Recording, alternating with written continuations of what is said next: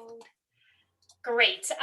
So my name is Alison Campbell. I'm the Heritage Outreach Manager at the Washington State Historical Society, and I'm delighted to see so many of you. There was a tremendous interest in this program, which is just great. And it's just nice to see Dot and Joe and so many people that I've gotten to know a little bit in this weird COVID time.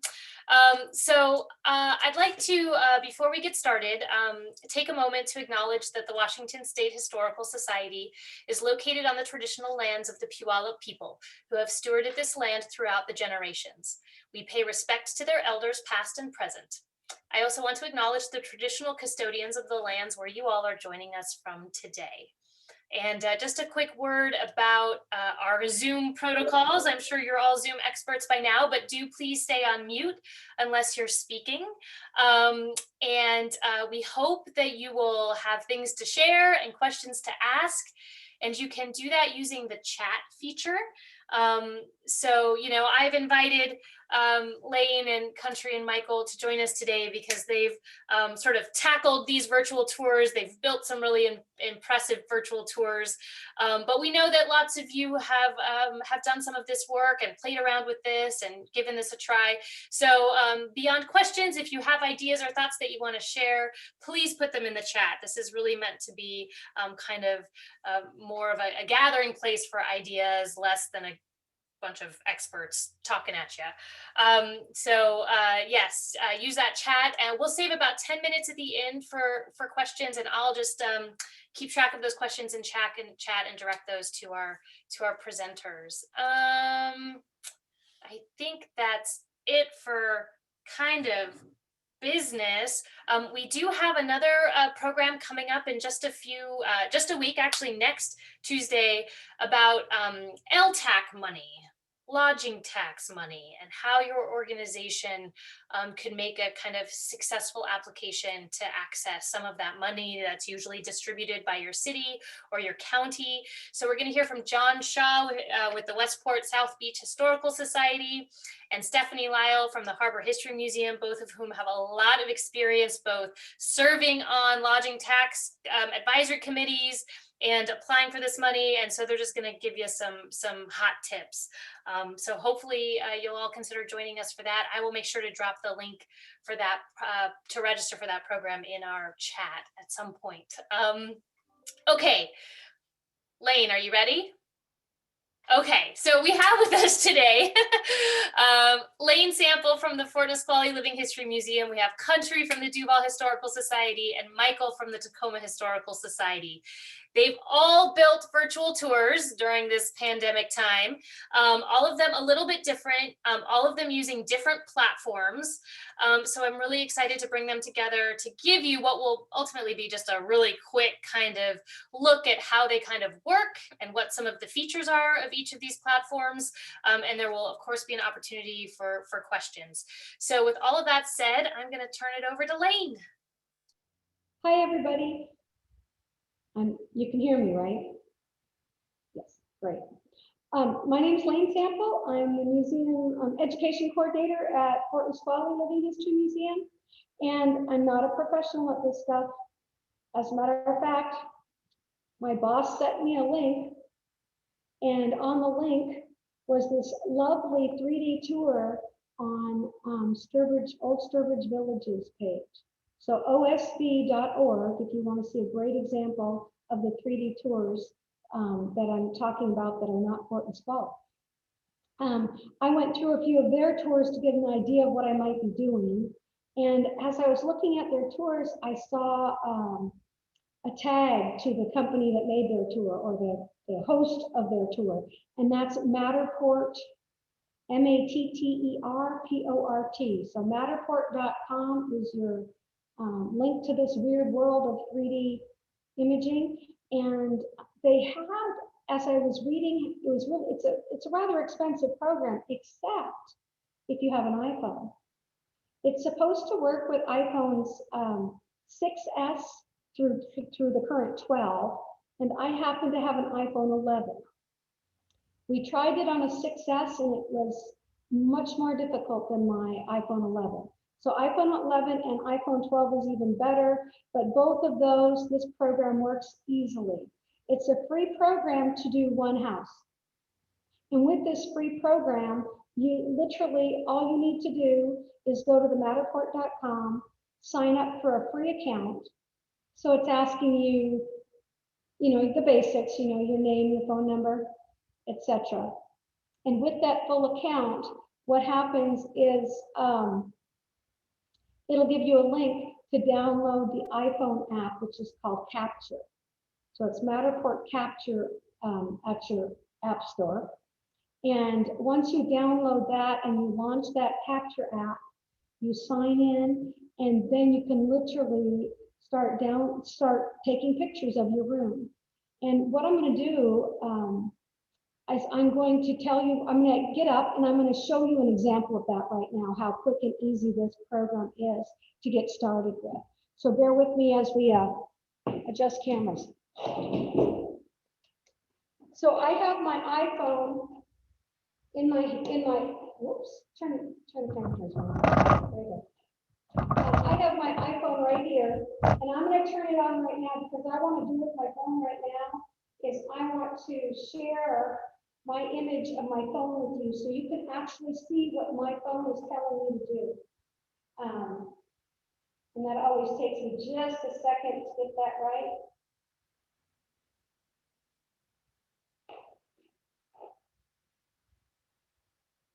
Okay, so are you all seeing my phone? It looks like you are.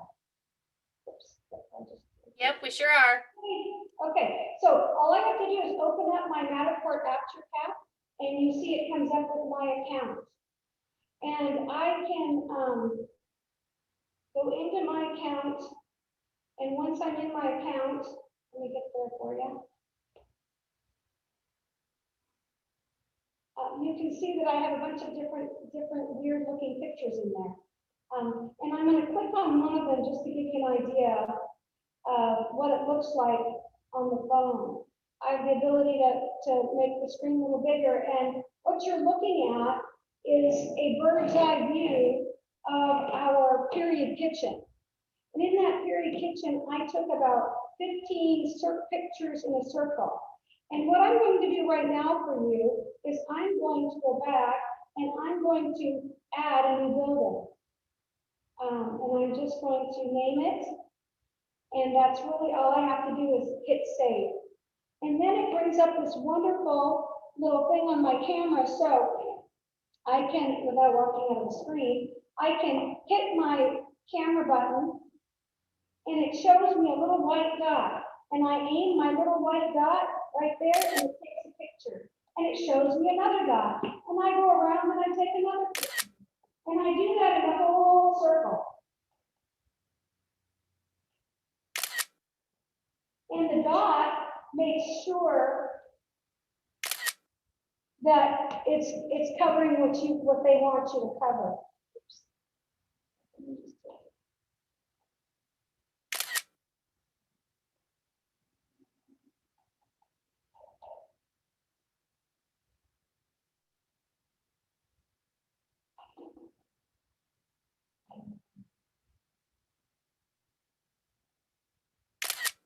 Okay, now I did a whole round.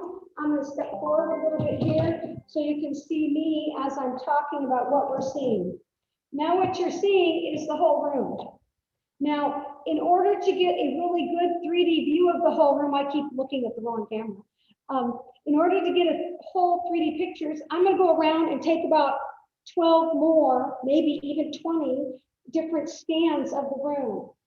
And I'm just going to, really quickly, I hit the same button. I move about 5 feet from where I was originally.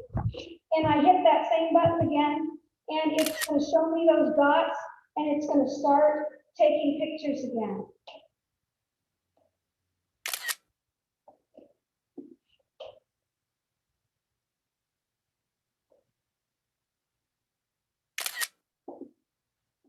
Now, one thing you might notice is that I'm using a tripod to do this. You can use a monopod. You can do it freehand. But if you do it freehand, I'm here to warn you, it's exceedingly difficult. to do it freehand, because what you end up doing when you do it freehand, the couple issues you have are that you, am I still in the screen? Okay, so the couple issues you have when you do it freehand is it's hard to keep your phone in the exact same place as you do the circle. Your instinct is to circle around your body, which means you're not circling around the phone. There's a great video on the Matterport site where it gives you a better explanation of that, but it gives you an explanation of that. After you've got a few scans in, I'm going to show you, I'm going to take my phone off my tripod. Again, I would do a whole lot more, but this would be a start.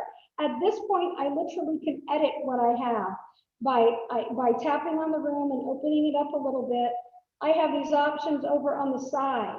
And what I can do is I hit this. So can you see the window? And there's a little pair of scissors down there. Yep, we can. Every place there's a window.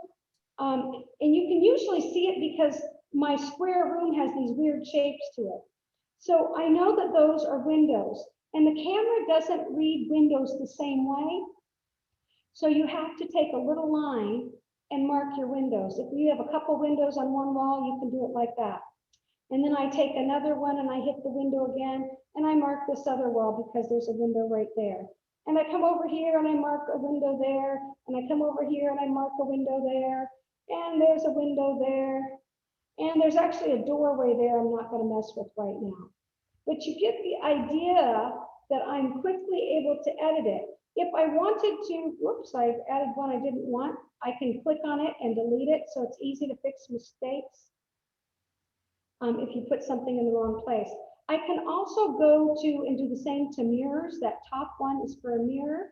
I can also go to my scissors button, and I mentioned there's this area right here, and I have it the wrong way, so I'm going to swap the label. I want it to remove everything on the outside of that hallway that I know is there. So now at that point, I'd be ready to continue doing more scans. And when I finish doing all my scanning, and I've marked up so that my final markup looks like it's going to cover all the doors and windows and anything that might misjudge the shape of the room, mirrors. Then all you have to do is you end it by the X there, and at that point you upload it at that top right button. And once you upload it, it sends it to the Matterport company, and their systems stitch all those pictures and images together.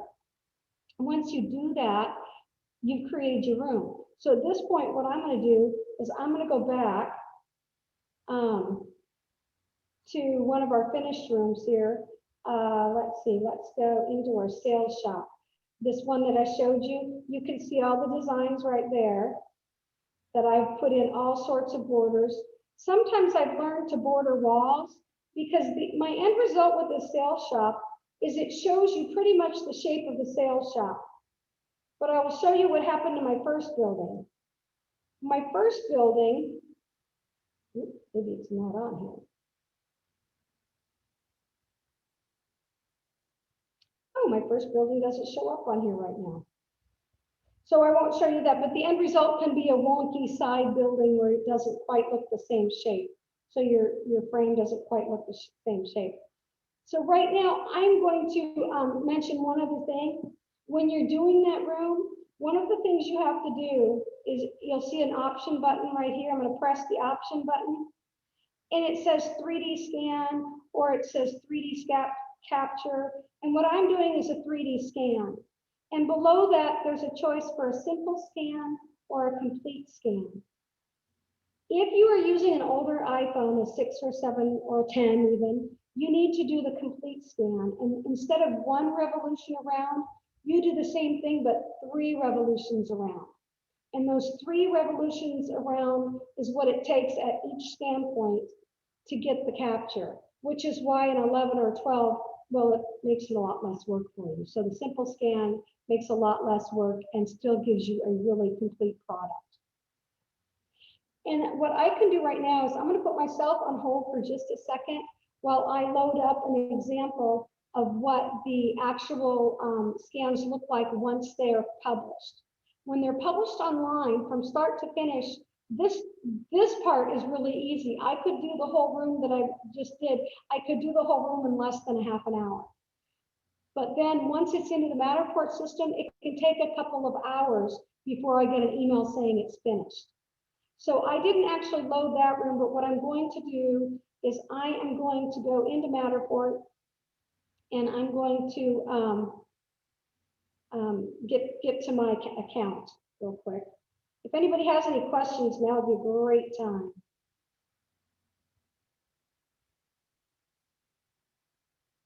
Let's see.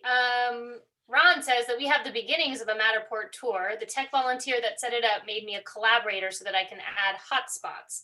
When I log on, it shows that no active spaces are available. He has worked with Matterport and still has no solution. Any ideas? I don't know what that, does that mean something to you, Lane?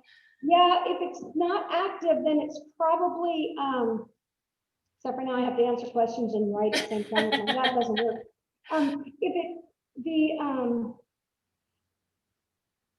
If it's not active, it's an archive space. And so it may be in a different tab called archive. And can you move something from the archive back to an active status? Yes, you can. Okay. And I have done that, so yes, you can. And I'm having trouble on my phone finding this. So I'm going to take off my phone and get on the computer to do that. So let me undo this thing. While Lane is doing that changeover, I forgot to invite everybody to introduce themselves in the chat. But while we're waiting on her, if you just want to let us know who you are and what organization you're from, that would be awesome.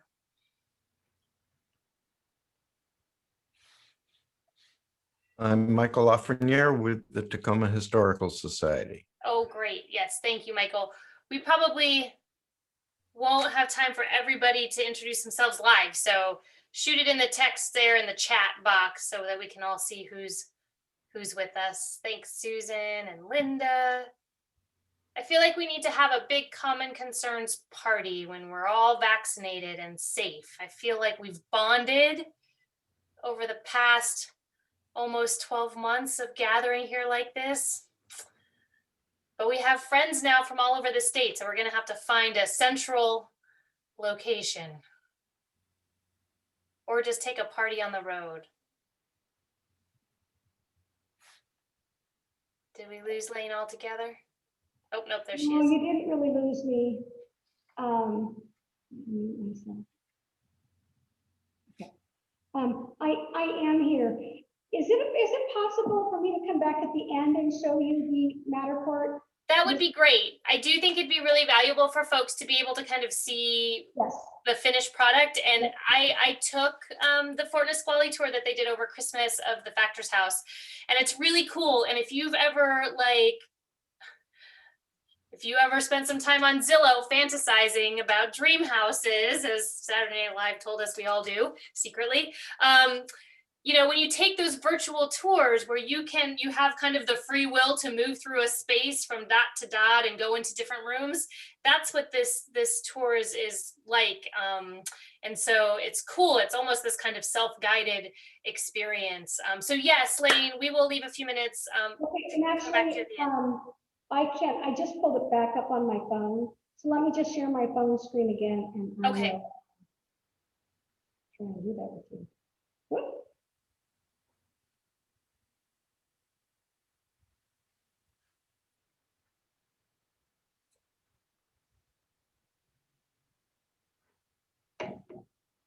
Got it. Okay, 3, 2, 1, and here it comes. Okay. All right, so I've got my phone pulled up here, and I'm going to just click right on that button that says to enter it, and it loads up the building. This is our sales shop. I was in this building originally this morning, but it wasn't cooperating with us. So in this building, all I have to do is move with my finger around the room. You see these little dots? Those take you to one of those scans where I stood in place and did a picture. And so as I turn here, you can see all the way around the whole building, doors, windows, everything, even the lovely young people acting as our clerk and our guest in our sales shop. If you want to get a closer look at something, maybe over here against this wall, There you go. You can even go closer in and look at some of the lovely items on the shelves. But each picture has a whole rotation, 360 degrees. Lane, can you show us when you tap on one of those dots, the blue dots, what happens? Yes, that's the last part I wanted to share with you is how you edit your rooms. And so what she's talking about is she sees that blue dot right there. And what I did here is it basically is a little question. So what do all these things have in common? Because sitting on this blanket is a comb and a toothbrush and a spoon and a bar of soap. So that one being more directed at young people, you know, hey, what do you think all these have in common? With an explanation of what they are. And you do that by going to edit, and with your edit features, there is I usually do this part on my computer because it's easier. Haha, hold on. Yep, it's not cooperating with me. But took me all together. Hold on there just a second. There we go, back in here. Okay, technical difficulties here. Sorry about that. As I go back into my site, I'm just going to start right back in that same building. You hit the edit button on your computer screen, and with a wider screen, you have options to the right. And one of those options is what's called a Matterport tag. And the Matterport tag is where I add that little circle, and it opens, and when the public hits it, it opens up a little box that you can put more information in. You can put links to websites, you can put images, so you have a lot of options of what to do, and you can even put a video within those. And that's one option. Your other options is to just put a label, like if maybe you have a house with about 6 or 8 different rooms, you can label each room and then put the Matterport tags in as well. What a lot of realtors do is they put measurements of everything on there. I'm not using measurements today because for our needs, we don't need the measurements. So we skip that tab. So the Matter tags, which are what you see with that blue dot that you saw when we went in, are what I'm using mostly. The other interesting features are some of these videos, if you like that, how it shots you into the room, but you could see the whole dollhouse view. They call that a dollhouse view. I'll go back to there. And you can come into the room with the dollhouse view. It's broken up, but it still puts you into the room, different places. So it's a fun little layout that's an option with this program. But the Matter tags are probably what I use the most. And within that, the Matter tags, adding photos and labeling items are probably the most important items I use. At the bottom, they also have an option for a highlight reel, which they can create, that's automatically created if you want to use it, and then you have something you could use on Facebook or social media that you can easily promote your tour. And then there's a couple other things they have that I have not used. They have a virtual reality path. We have not used that, but it's there. So that's, any other questions, Allison, of what you have? Yeah, definitely. That was great. I want to make sure we get on to Country and Michael, but there are 2 questions really quickly that I think you can answer for us.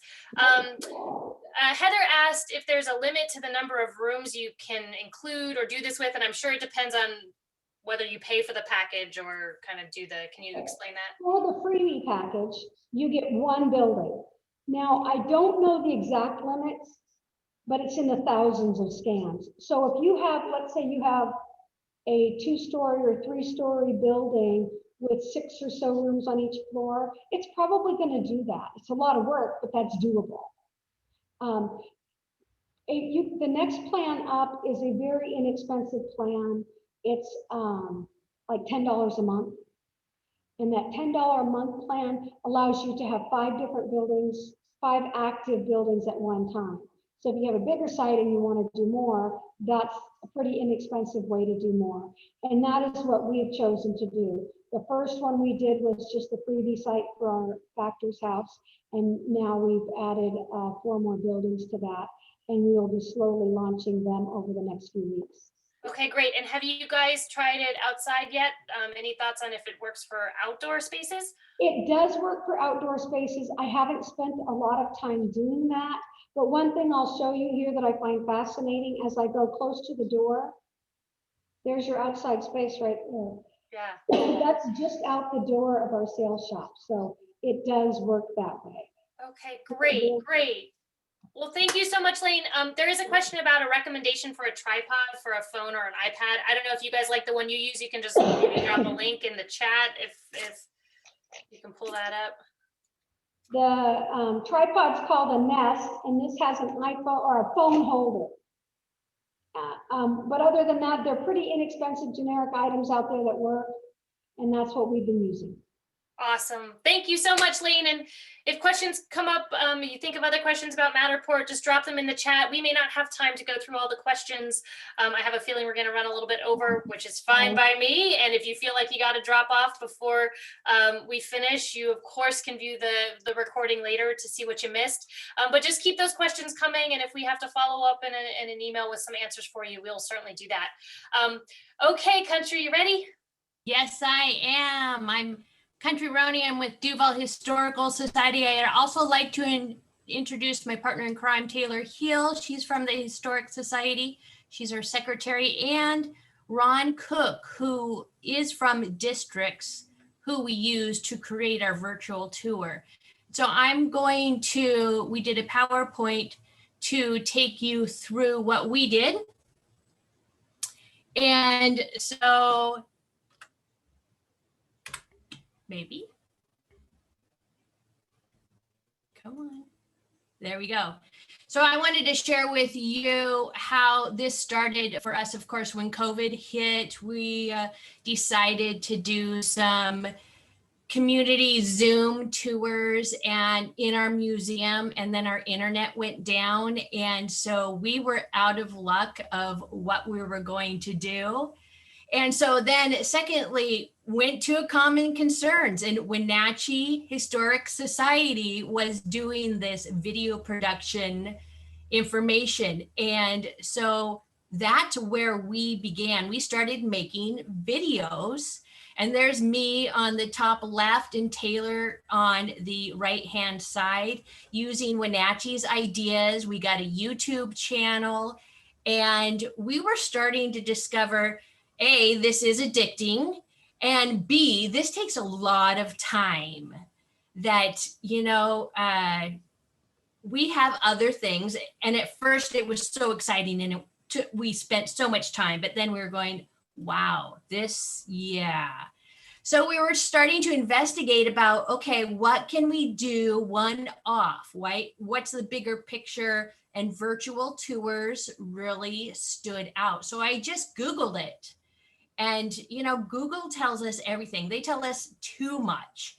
And so I started with the Google, and then I got to a Main Street America was something that caught my eye because they were talking about being community service and nonprofit. And I'm like, oh my gosh, that's exactly, you know, what my passion is. And so I dug more into Main Street America, and one of their partners was Districts. And so I dug into Districts, and guess what? They do a virtual tour. So I hooked up with Ron, and his information, his email right there is on the screen if anybody else is interested for further information. But my idea was, okay, well, I want to show off our museum just exactly what Lane did. And I'm so grateful I got to see what Lane did, so we can do that later. So I was trying to do stops and take people around a room. And Ron said to me, you have great ideas, but guess what? That's not what this app does. So he was so helpful. I want to show you on the top right is the description. I didn't have to do that. Ron did. On the bottom left, it says 41 merchants. I didn't have to do that.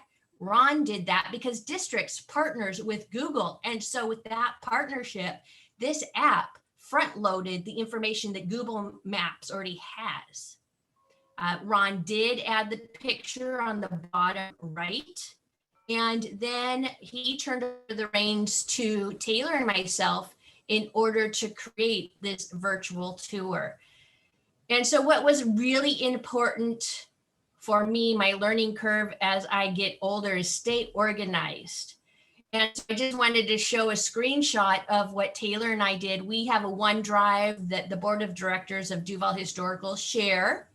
And then we had a couple subfolders, and we labeled this subfolder districts virtual tour. And then we each made a file for the stops that we were going to have.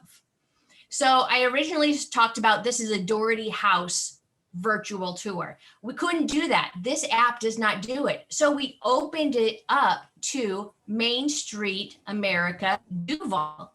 And so we have historic buildings across Main Street.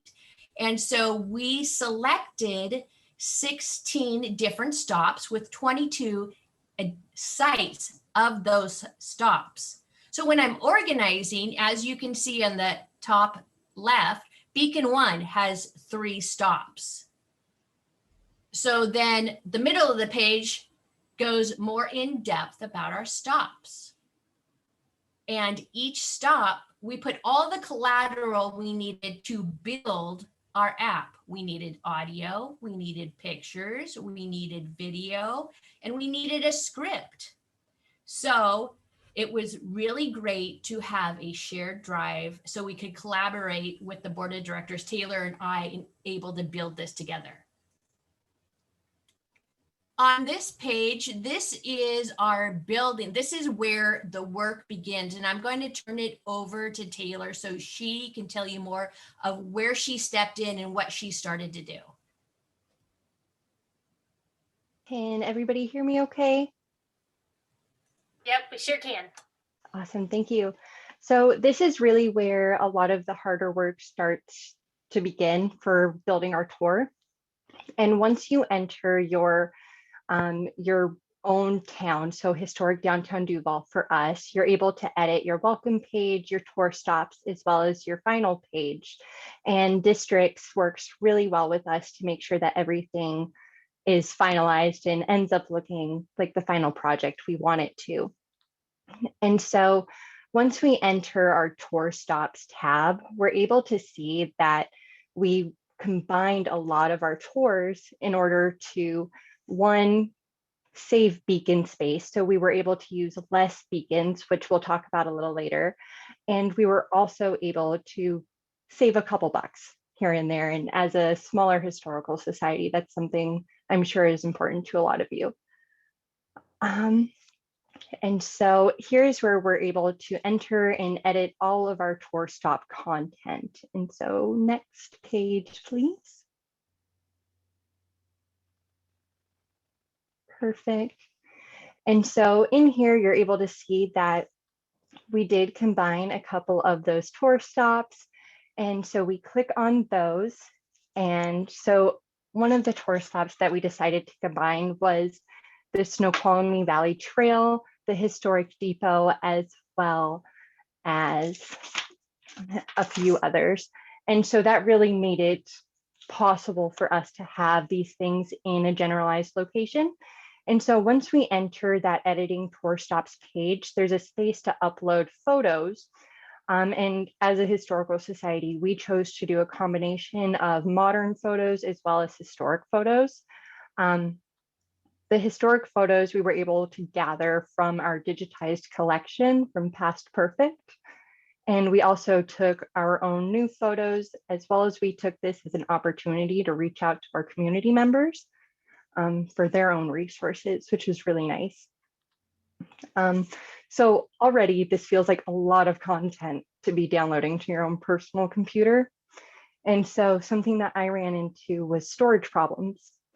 And hold on one moment. This was a really big issue because if you don't have proper storage solutions, you may run into the problem of completely crashing your system, which is something that I did. And luckily, the Historical Society was very useful in getting me restarted with fresh storage and new programs to keep us on our way. And so I put together a couple storage solutions that may be working for you guys. So using an external hard drive, something that you can get at Costco for not too expensive. Also, we used OneDrive, which if I would have utilized a little more, would have been extraordinarily helpful. Something else you can do is keep your downloads and files organized. So go through them regularly, delete what you don't need, and also perform regular updates and system checks to your computer, making sure that everything stays where it needs to be staying. And finally, something that a lot of people forget to do is emptying your computer's trash. Go in there, make sure that you finalize all of the deletion and make sure it's actually off of your computer. So after we got set up with all the new storage solutions, I was able to start in on our audio entries. And something that Districts does is really cool is adding a nice guided audio file so that whenever you go to your next tour stop, there's relevant information for each stop on your tour. And the way we started off doing this was using the digitized recording device from the Historical Society, and that came out a little grainy with the quality. So we moved on to trying to use a smartphone device and uploading it through there. And after a lot of trial and error and playing with grainy quality, I decided to go out and buy a ice blue microphone, which you'll see in that photo there. It's on the little tripod. Honestly, I think that is your best option in terms of quality and ease. So if you're looking for something that's really user-friendly, that's the way to go, I would say. Next, please. So finally, after all of our data is dumped into the Greet Smart program for districts, we can go in and make sure that all our photos, all of our text pages are in there, and all of our audios are up there. And we can go in and publish tour for testing, which doesn't publish it to the public. And it allows you to go into the Districts app and see how the tour would look from your perspective. And once everything's good to go with that, you can go ahead and publish and activate your actual stops where you'll get your beacons, which we'll talk about in a moment. And then Districts is a really fantastic thing where they'll actually create a promo video, which hopefully we'll be able to watch in a moment.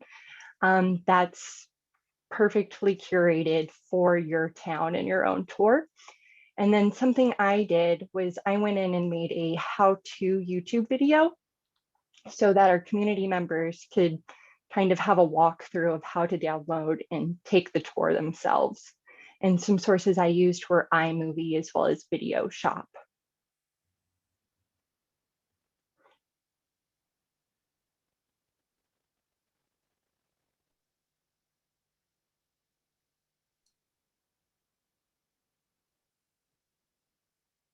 Country, I've also got it queued up, although it looks like it's thinking about running off your computer.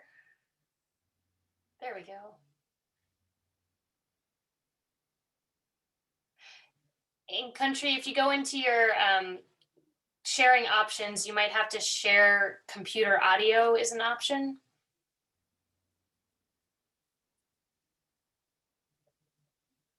Is that working? Are you able to see it? We can definitely see it. Is there sound that we're missing? We can't hear anything. There is sound. Now we hear it. Probably coming through your speaker, maybe.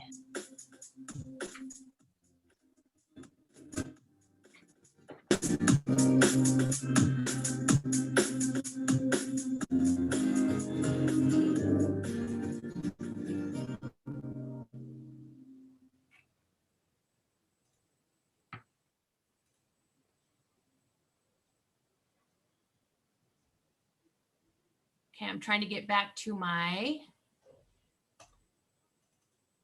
Here, can you see this? Explore historic Main Street Duval. Yes. Okay, this is what Taylor made in addition to what districts provided for us. Go Go to your phone's app store, search for the Districts app, and install it to your phone. Open the app and allow the Districts app to access the device's location. If you are new to the app, either press the sign up button to register using your email or just sign in using Facebook. Once the map loads, click the search bar to find historic downtown Duval or move around the map until you locate it here. Press Tours and wait for historic downtown Duval to load. From this main page, click Take Tour. Test to make sure your audio is working and press Start. Allow the app to send notifications and have your audio and Bluetooth on. Country, I think we moved away from the YouTube page. Start your self-guided walking tour of historic downtown Duval, starting with our first stop at Depot Park. But we get the idea. It's really a step-by-step to show the public how to get this app on their iPads or their iPhones, right? Their smartphones. Yeah, and we will share the links to that in the. I'll share them now for you. Okay, something else is happening now.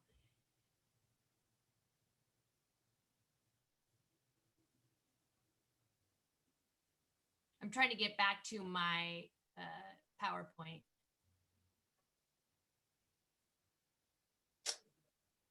Yeah, it just says activating Windows. Can you see my welcome screen?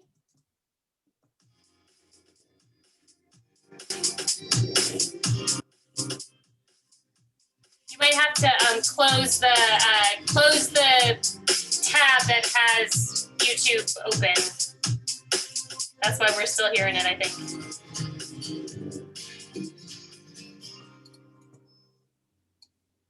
Okay, I'm stopping share altogether. Probably a good idea. And I'm trying to get back to our PowerPoint. Can you see my PowerPoint now? It's coming. It says it's starting to share.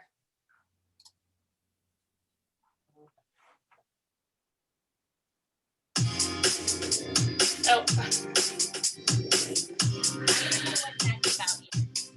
Yeah, I think do you see the tab in your Safari or your Google Chrome? You just got to close the YouTube channel, the YouTube. Because it's in our PowerPoint. Oh, because it's embedded in the PowerPoint. So So a big good morning to everyone that has joined us today. My name is Andrea Davis. Okay, so maybe we will, this is so interesting. Service College, and we are joined again by Here, I have stopped my share. Can you stop sharing? The second part, You know what? Country was on my end because I had queued your video up. I must have accidentally hit play on your video and it just streamed through to the next one. So, you know how we talk about this is such a fruitful time for learning and we're all just showing each other grace. I am sorry, Country. That was totally my fault. I had a second screen open. Did you want to, we probably can go another minute or two and then I want to turn it over to Michael. Did you want to go back to your PowerPoint? It should be fine now. Yes, absolutely, okay. Absolutely. So let me go, there we go. And I am now sharing.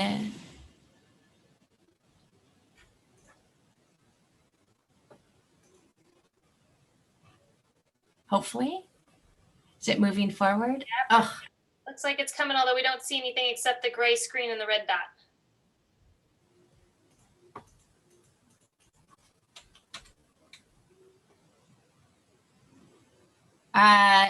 It's trying to load. I'm sorry.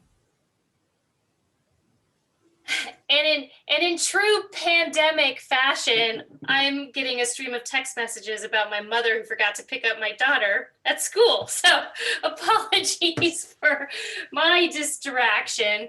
It looks like they sorted that out. Should we come back? Should we come back to you, country?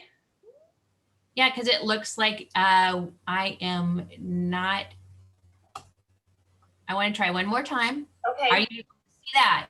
It says Country Roni has started screen sharing, and yes, now we see it. We see the slide experience our rich history. Beacons? Yep. Yay. Okay. Thanks, you guys. So we are almost wrapping it up. Taylor, I'm sorry about that. Taylor, so what I wanted to share is that districts created the intro tour for us. And then we also had the tour that Taylor created on how to upload it to your phone. And this is back to Taylor again, because I wanted her to share with you a couple of the software that she used. So I found really helpful to create longer YouTube videos using iMovie, which comes with the Mac Apple software. It's really user-friendly and I like it a lot. Another option is an app which we were introduced to by the Wenatchee Historical Society called Video Shop. And it downloads to your iPhone, iPad, and I think it's also Android compatible. And it's a really easy option that works a lot like iMovie, but you're able to upload directly to YouTube and create full-length videos doing that as well. So that's a great option for promo and how-to videos. And another thing we were able to do was create business cards which had QR codes embedded on them.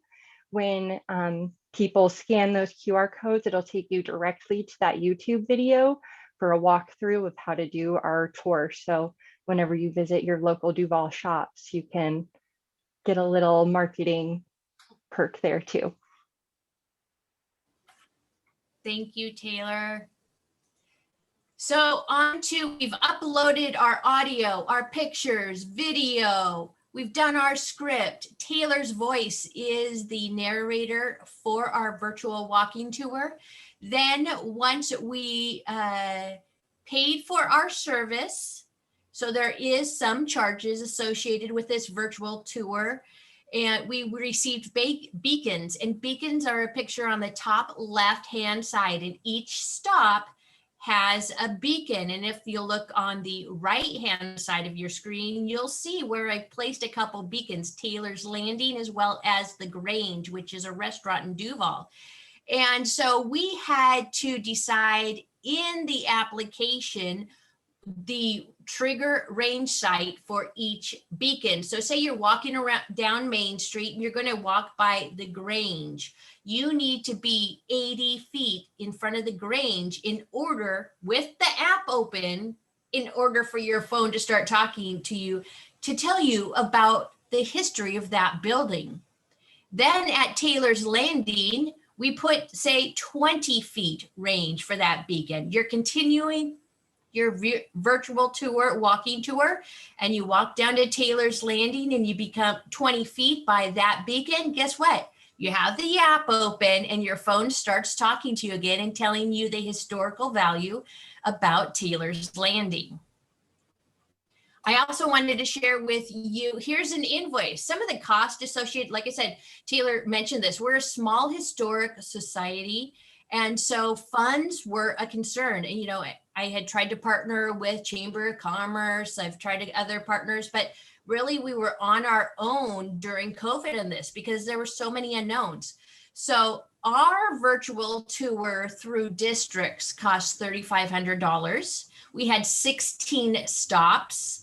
You know, districts uploaded the original information and then we poured in the content, the audio, the script. And then Taylor, we received a grant from For Culture Reopening Fund grant. And so we were also able to pay labor in order to get this created. But in-kind hours were about 300 in addition to Taylor's hours. And finally, I really did want to say thank you to For Culture, because if it wasn't for them, we would not have really pushed the go button, because I was scared to spend money without knowing what that was going to look like. But then I wanted to give our community some public benefit. So I'm sharing with you our timeline of what this tour did for us. So March 13th, we're sitting in the Doherty house going, oh my gosh, we're not going to be able to do, we don't know what we're going to be able to do. April, we created our first Doherty house tour. Thank you, Wenatchee Valley. And in May, reached out to the Duval Chamber of Commerce. June, we started making videos and brainstorming a bigger picture, you know, with districts, still trying to chew on funding. And July 29th, we attended a For Culture reopening grant workshop where we said, oh, okay, this is how we're going to manage to do this. And then September, we completed a For Culture CARES Act compliance questionnaire, which was associated to that. That really helped us out. In October, we had an application successfully submitted. January, we finished everything up. We submitted payment request and we were paid for the work and the virtual tour by February 11th. So that being said, it was a year-long process from start to finish, with a lot of learning curves, with help with Taylor and with Ron. And so now we have this virtual tour. It also, when you're in districts, you're able to see who's used this digital walking tour with the app. Now, unfortunately, Washington weather has not been very conducive to do a virtual walking tour, but we know that this app will be successful and that we are going to get more participation once the weather cooperates with us. Awesome. And just a reminder of those of you in King County, you lucky ducks, you get to benefit from For Culture. Jill was wondering how much of that grant that you applied for did you end up receiving? All of it. We spent that and above creating the virtual tour, as well as getting this. Taylor's computer really did crash. I mean, so we had to start fresh with everything. So those were supplemental costs that we did not expect. Yeah, that's great. And so just so that I'm clear, there's no, it's sort of a one-time cost to districts for the beacons and all of the support. Do you pay a monthly fee to them to kind of host things or not? Yes, there will be. So here's the invoice again. This was the one-time fee to the beacons, but then there's an annual platform access, hosting, and maintenance of $20 per stop per week. Gotcha. And that's per year? Yeah. Okay, great. Okay, wonderful. Well, thank you. And thank you, Taylor, for walking us through that kind of process. I'm excited to hear from Michael, who used Clio, which is a different platform, and it'll be nice to kind of compare the two. I do want to let everybody know we're obviously going to go a little bit over. I would prefer not to rush us. So if you need to drop off, it's no problem at all. And we will make sure that you get the video so you can catch up on anything you missed. Michael, I'll go ahead and share that document in the chat that you shared with me earlier, and I'll let you get started. Thank you very much, Allison. It's a pleasure to be here representing Tacoma Historical Society to talk about a couple of the tours that we produced this past year.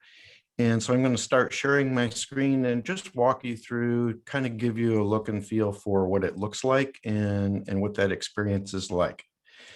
I should now share screen, and we're going to share this screen and share. Okay, so this is the Clio platform. Clio was developed by a history professor at Marshall University as part of a project with students. And they've set up a nonprofit to support this platform, and it was completely targeted to serve the needs of historical and cultural institutions and academic institutions as well, for creating walking and driving tours. It's entirely free to create the content. There's no recurring charges of any kind. and it was developed with the support of several foundations, and I'll show you some of those here at the bottom of the screen. But if you were to go to the site, and it's theclio.com or theclio.org. And this is what it looks like. If you go there, it'll look a little different, but it's identifying the location here in Tacoma. And what you're seeing here are some of the standing entries, what are called standing entries, that exist in the system independent of any tours that have been set up. Now, we've developed 2 different tours, and each of them have about 15 different contributing entries that contribute content to a tour. Those aren't reflected in this map here because they only contribute to a tour and they're not standing entries. These are the standing entries that have been set up so far. And scrolling down here, I want to point out to you a couple of things on the screen here. One is this institution login. So if I am working with a group of volunteers who are going to collaborate on this project, they can come here or if I'm an academic institution, a college, they can come here and sign in, and you provide them the password, and then they're able to come in and help work on the entries in a very collaborative way, and can do so remotely. And that is what we did with one of our projects. I'll also point out to you this sidebar on the left. It has a lot of good, helpful tips that you're going to want to explore further, but you'll find that drawer or sidebar over on the left. And again, keep in mind this institution login. I'm going to go all the way down here at the bottom, and these are the different foundations and organizations that supported the development of the Clio, and is essentially why it's free to us as heritage organizations. I'm going to show you this click. There's a link to the smartphone app in both Apple or iPhone and on Android. This is the Android store. So there's where you can find more information about installing that app on your smartphone. What you're going to experience on a desktop is what you're seeing now here. And this is all of what you see totally reformats when experienced on a smartphone. So the site is very well adapted to a mobile platform, as well as the desktop. This was a tour that we put together for a tour showing the history of places and people associated with the 1885 Chinese expulsion.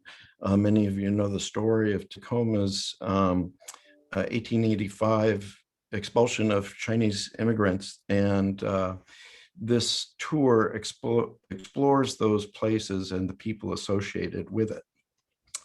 Each of the different entries has more information, and one of the things about this platform, especially for us as heritage organizations, is of value, is because it really is a very robust platform to showcase history and the documented research that goes into it. So you can compile footnotes and sources and so forth. On the platform, it is also has audio features. And so if on your smartphone, you're walking around actively using this to guide you through the tour, you can have these audio recordings play. And you can also, the computer will just read it for you if there's text, or you can record audio yourself and add it to the entry. It shows various photos that have been added. You have a section for the backstory. This was all the research that was done by volunteers on this project. You can cite it. You can list all the different sources that went into the entry. and add additional links and the like. So that's a bit of a feel for the Chinese expulsion history tour. The other tour that we developed was a tour of the Stadium Historic District. So we were not able to do our annual historic homes tour due to the pandemic.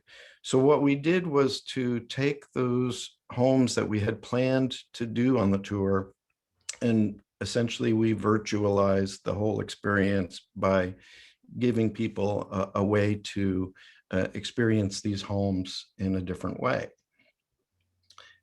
I'll show you a couple of examples of these tours, like the Vath Mansion here.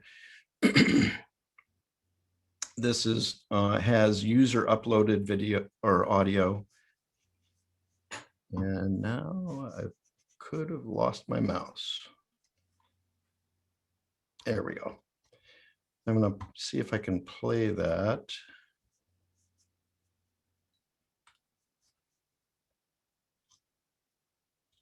I'm sorry, I've lost my mouse. That makes it really hard.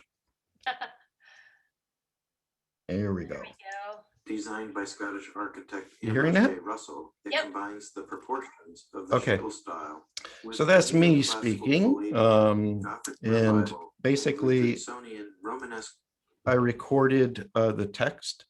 So this makes it somewhat ADA friendly in that it can be experienced by people who are or sight challenged and can't read the text in the tour, and can experience it in other ways. The other thing that's happened with the Clio in just the last few months is that they've incorporated augmented reality elements to this. So you can use the smartphone app and walk around your downtown and experience what that have pop-ups happen. And I'll show you a bit of that in just a little bit. The other thing about how this works, if you're coming in here as a contributor, is if you're a volunteer partner on this project, you can go in and add additional edits and improve entries. So if you're collaboratively working on a project as part of a team, everyone can, almost like a Wikipedia, contribute content and help improve that entry. And you, as the institution that manages these entries, are able to review those edits and changes before they go live. And it's a very simple and very, very easy process. I'll show you this one other feature, this Vath Mansion entry. You can also incorporate video entries, such as this one here, where we had our board president, former Mayor Bill Barsma, give a tour of the interior of the house. Now, being YouTube and this being Zoom, that they don't like to play well together, so that may be why this will take a while to pop up. So we're not going to try that. You can experience that yourself if you go to the site and take a look. That's great, Michael. Oh, That there you already go. answers one of our questions about whether you can embed YouTube videos. So glad to know that's possible. Yeah. Let's see, I think I've just about covered, again, a look at all the different features of this site. We're very, very happy with it. And I can't say enough. We're planning to convert a number of different tours. And I think one advantage to having additional content developed by fellow heritage organizations that are in the same community is that you can adapt and utilize each other's entries in the system to create customized tours by mixing up a few entries from column A or institution A's list and additional entries from institution B's list. So mixing those different entries can create a variety of different tours over a period of time. One other thing, I would really recommend you take a look at the Clio's YouTube channel, because it's really got a great overview of how it works. Different training videos are available. And as I say, all of this is free. So let's take a quick look at this augmented reality element that they've just added. This is some heritage farm that has used the Clio to build in that content. And as you see, as you scroll around your phone, and so this is a recording of what it looks like for a user, as they're panning around their camera, different pop-ups are appearing.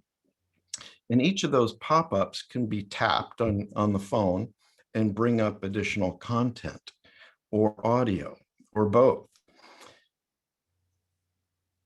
Like you see what happened there. Let me pull up another and show what that looks like. This site back in 1837 as a small academy for educating local students. It was named in honor of Chief Justice John Marshall, who had passed away 2 years prior to the establishment of the academy. After the Civil War, the academy became a training center for teachers, and then a state-supported college with an emphasis on preparing young people for careers as educators throughout West Virginia and the neighboring training center for teachers, and then a state. So the person using this app, as it was recorded, tapped on the little icon, the little pop-up there, and that's what led to the next thing that you see happening.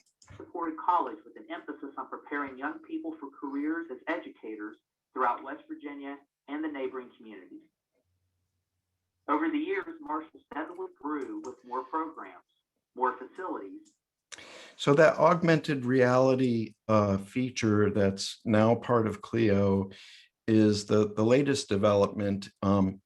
So Marshall University continues to work on this project with the help of graduate students there, and it's really a great platform for heritage organizations. The professor who is the lead of this, David Trowbridge, is very fond of us here in Washington State. I've corresponded with him several times and spoken with him. So he's really happy to see what we're doing with this platform here, because he's got friends in Federal Way, he says. So, if I'm happy to answer any questions that you might have and talk more about our experience. I would I'd show you one thing I did with the volunteers. We put together a Excel spreadsheet up in the cloud to organize the work, and we had different things that we wanted to build into the Chinese expulsion tour, and so we used this spreadsheet just as a way to collaboratively share the work and share the information. The volunteers in this case, when they were the lead on a particular entry, they could go to the spreadsheet. It had an easy link that would take them right to that entry so that they could work on it. And they made different notes and different sources that we wanted to be sure that were incorporated into each of the entries. And so this was just one helpful tool to help guide that teamwork. And it was a great experience. And with that, I'll stop there. That's awesome, Michael. And I think I'm really grateful to both you and Country for sharing sort of how you organize the content, especially with organizations that rely so heavily on volunteers. It's nice to have a way to kind of organize all the different people that are contributing content to that. There was one question from Linda to you, Michael. Does Clio, can it be used inside of buildings? Is that a feature that it can handle?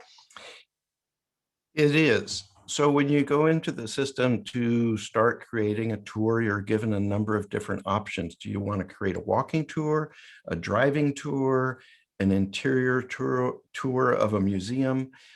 So there are various options for doing exactly that. if that's what you're wanting to do.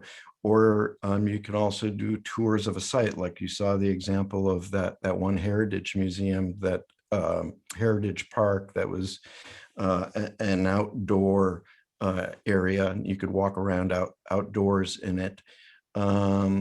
So those kinds of walking and driving tours are fully compatible with the Clio, as well as interior tours of museums.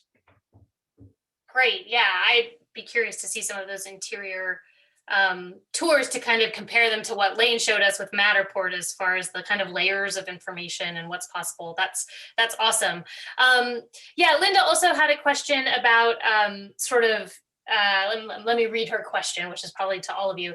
Can anyone tell me how to create a tour using still shots, like how our photos show up on Facebook, for instance, with arrows on right and left? And then you can enter text, sort of, I guess, like a caption. I see all the time on Google Arts and Culture Museums. Sorry, my technology knowledge, I can't figure out how to do it. So, all of these tours kind of rely pretty heavily on still images. You don't need to use any video, it sounds like. But it sounds like Linda's kind of looking for kind of real stripped down, kind of simple, just way to maybe host almost like a photo album. Yeah, I mean, I don't know why you couldn't do that in Facebook, but somebody might be familiar with another kind of platform for that kind of thing. So if I can jump in, Please. and quickly share for example, the VATH.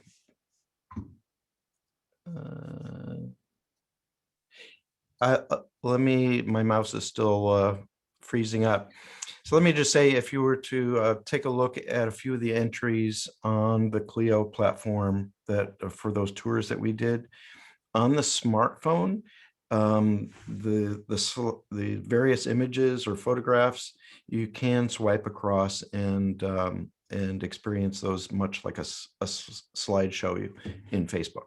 On the desktop, it works a little differently. But certainly on the smartphone app, it's very much like that. Awesome. Well, I may be missing again without my teammate on the back end here. I think I got to most of the questions. Here's what I'm going to do. Ladies and gentlemen, we just tried to cram way too much into a short period of time. And of course, because we were talking about technology, we were going to have some technology hiccups, because that's just how the world works. Oh yeah, Taylor recommended Instagram as a platform for kind of a more static kind of photo album or slideshow. Absolutely. I am going to put together an email to share with all of you that will have all of the links that everybody has shared today, plus just links to the different platforms, to the Clio and everything, to the Clio YouTube, so that you guys can sort of take some time as you're considering putting together virtual tours to think about which of these platforms or the many others that are out there might work best for you. I'm going to assume that our three presenters would be comfortable. If you want to ask me questions, I can forward them on to them. If you just, and again, they're not experts, but they've done it before, right? So they can probably help guide you, or at least just demystify the whole thing for you a little bit if you get stuck. So please always feel free to reach out to me, and I will pass those questions on. And thank you all so much. Thank you, Michael and Country and Lane. Again, it just takes being a little brave to jump into this stuff. And thanks to these three for being brave, and then also being willing to share, and Taylor, absolutely, for being willing to share what they've learned. We're also grateful to you. Thanks everybody who joined us. Look out for an email with that recording and all of those links tomorrow. And hopefully we'll see you next week for the session on lodging tax. Fun stuff. Enjoy the rest of your day, everybody. Thank you so much.